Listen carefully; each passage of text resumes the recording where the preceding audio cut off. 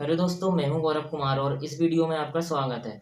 तो आज का हमारा टॉपिक काफ़ी ज़्यादा इम्पोर्टेंट है, जिसे कि हम बिल्कुल भी अनदेखा नहीं कर सकते, क्योंकि हर डिज़ाइन स्टूडेंट के लिए इसे समझना बेहद ज़रूरी है। तो आज हम बात करेंगे एक्सेसिबिलिटी इन डिज़ाइन के बारे में। तो चलिए बिना समय बर्बाद करते हुए शुरू करते हैं।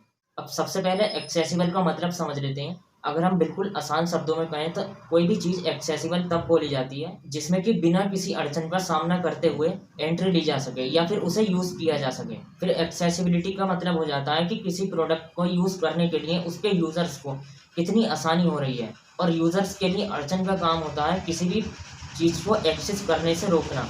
अब ये कंपलसरी है कि हम जो भी डिज़ाइन करें तो वो सभी के लिए एक्सेसिबल हो।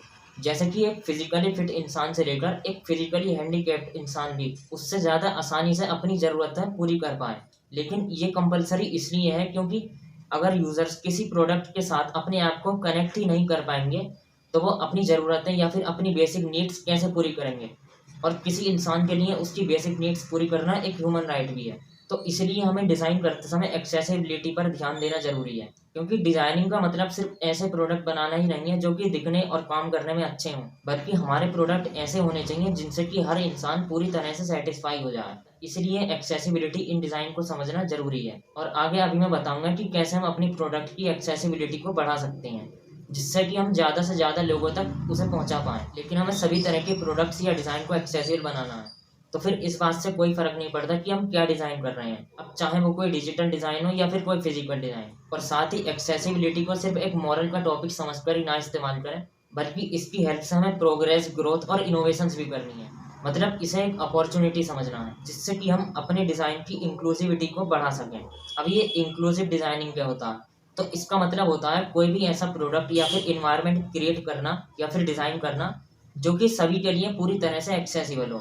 अब चाहे उस यूज़र की age, gender, physical fitness, culture या फिर ज्योग्राफिकल कंडीशंस कुछ भी हों, पर हमारा प्रोडक्ट उस यूज़र के लिए फिट होना चाहिए।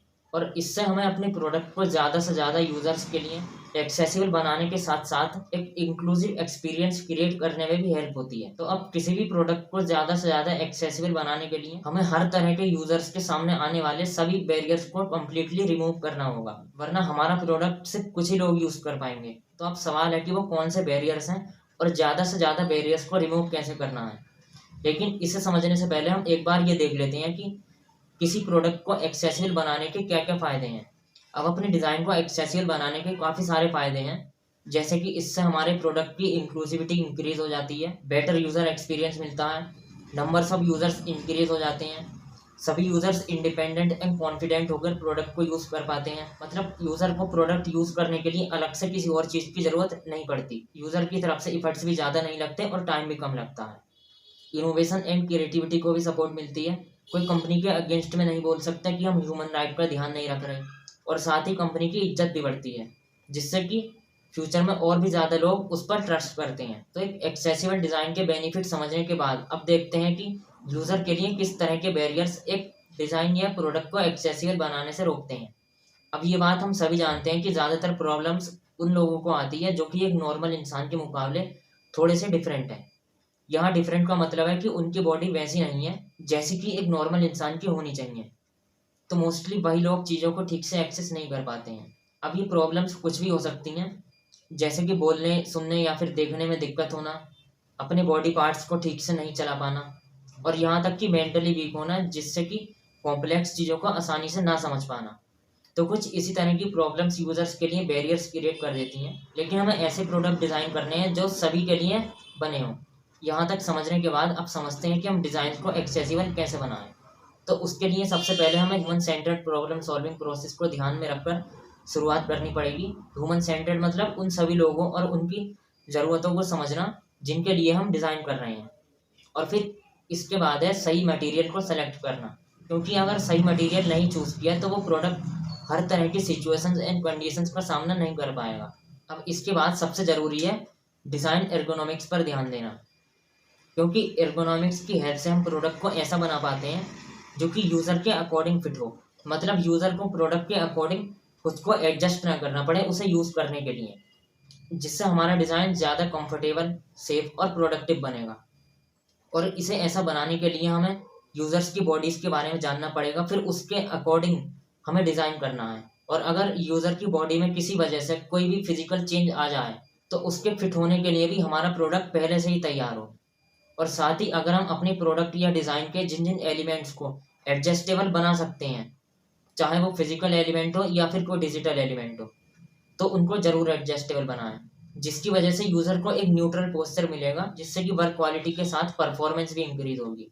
और अगर हम सिर्फ डिजिटल प्रोडक्ट बना रहे हैं तो इस बात पर ज़रूर ध्यान देना होगा कि हमारे डिज़ाइन के सभी विजुअल एलिमेंट्स क्लियरली विजिबल हों एंड ईजिली अंडरस्टैंडेबल हों।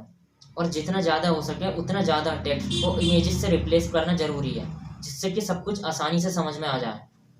और साथ ही इंफॉर्मेशन को ऑडियो की फॉर्म में एक्सेस करने और स्क्रीन जूम का ऑप्शन भी ऐड कर सकते हैं। इससे उन्हें हेल्प होगी जिन्हें ठीक से नहीं दिख पाता है। और हम अपने डिज़ाइन में बड़े बड़े बटन्स को ऐड कर सकते हैं, जिससे कि उसे चलाने में आसानी हो। कॉर्नर्स और एजेस को राउंड और सॉफ्ट बना सकते हैं। सरफेस को स्लिपरी ना बनाकर हम उसे रबड़ की हेल्प से कवर कर सकते हैं। इससे अच्छी ग्रिप मिलेगी और उनको भी फ़ायदा होगा जो लोग अपने हाथ में चीज़ों को टाइटली नहीं पकड़ सकते। और कोशिश करनी है कि हम ज़्यादा से ज़्यादा फालतू की चीज़ों को हटा दें जिनकी ज़रूरत नहीं है, जिससे कि प्रोडक्ट या फिर डिज़ाइन का वेट कम हो जाए। फिर उसके बाद लास्ट में है राइट कलर एंड ग्राफिक की हेल्प से प्रोडक्ट को डेकोरेट करना, क्योंकि हर कलर एंड ग्राफिक का अपना अलग मीनिंग होता है और वो अलग अलग टाइप की ऑडियंस को टारगेट भी करते हैं। तो इस बात पर ध्यान नहीं देना है कि वो प्रोडक्ट हमें कैसा लग रहा है, बल्कि वो प्रोडक्ट उसके यूज़र को कैसा लगना चाहिए, ये ज़्यादा ज़रूरी है। तो कलर एंड ग्राफिक सेलेक्ट करते टाइम हमें सबसे पहले ये देखना है कि उस प्रोडक्ट को किस एज ग्रुप के लोग यूज़ करेंगे और वो उससे क्या क्या काम करेंगे, क्योंकि सही कलर एंड ग्राफिक की वजह से ही ज़्यादा व्यूवर्स एंड यूज़र्स अट्रैक्ट भी होते हैं। और हमें अपने डिज़ाइन को एक्सेसिबल बनाने के लिए स्टार्टिंग से ही स्टेप्स लेने होंगे और रिसर्च, स्केचिंग, प्रोटोटाइपिंग, एक्सपेरिमेंटिंग को तब तक रिपीट करते रहना होगा जब तक कि हमें एक सेटिस्फैक्ट्री सॉल्यूशन ना मिल जाए। और अब लास्ट में इस बात को भी एक्सेप्ट करना पड़ेगा कि अपने डिज़ाइन को एक्सेसिबल बनाने के लिए हमें काफ़ी ज़्यादा रिसर्च, क्रिएटिविटी और टाइम की ज़रूरत पड़ती है, तभी हम एक पॉजिटिव इम्पैक्ट क्रिएट कर पाएंगे। तो इसलिए जल्दबाजी नहीं करनी है। कुल मिलाकर एक्सेसिबिलिटी इन डिज़ाइन की हेल्प से हम हर तरह के यूज़र्स के लिए इक्वल अपॉर्चुनिटीज़ प्रोवाइड कर पाते हैं, अब चाहे वो यूज़र फिजिकली हैंडीकैप्ड ही क्यों ना हो, क्योंकि यही चीज़ एक डिज़ाइनर को चैलेंज और इंस्पायर करती है कि वो एक बेटर फ्यूचर बनाने के लिए ज़्यादा से ज़्यादा इंक्लूसिव सॉल्यूशंस तैयार करें। और यही एक वजह अच्छे प्रोडक्ट को ज़्यादा डिमांडिंग भी बनाती है। तो इसलिए एक्सेसिबिलिटी इन डिज़ाइन को समझना काफ़ी ज़्यादा ज़रूरी है। तो अब यहीं इस वीडियो को समाप्त करते हैं। मैंने पूरी कोशिश करी है सब कुछ ठीक से समझाने की, इसलिए मुझे काफ़ी ज़्यादा रिसर्च और अच्छा कंटेंट बनाने के लिए मेहनत करनी पड़ती है। तो प्लीज़ सब्सक्राइब करना ना भूलें, साथ ही वीडियो दूसरों को भी शेयर करें। और हमारा एक टेलीग्राम ग्रुप है क्रिएटिव सर्कल, उसको भी ज़रूर ज्वाइन करें और कमेंट में बताएं कि अब अगली वीडियो कौन से टॉपिक पर चाहिए।